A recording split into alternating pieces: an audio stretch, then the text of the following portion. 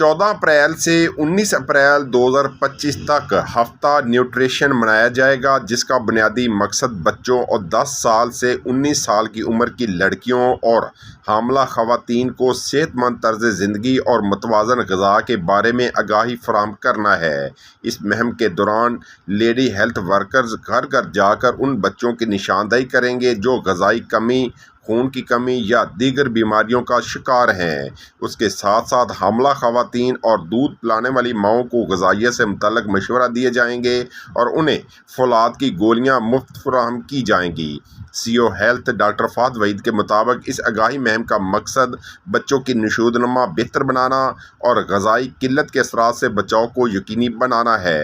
District coordinator IRMN CH and nutrition program doctor Hafiz Nauman Hussain Chaudhry نے کہا کہ تمام لیڈی ہیلتھ سپروائزر اور ورکرز کو اپنی کارکردگی بہتر بنانی چاہیے اور کسی بھی قسم کی غفلت نہیں برتنی چاہیے۔ سیمینار میں لیڈی ہیلتھ سپروائزر اور لیڈی ہیلتھ ورکرز نے بھرپور شرکت کی۔ سیمینار کے بعد C O health doctor Fahad Waheed کی قیادت میں آگاہی واک کا بھی اہتمام کیا گیا۔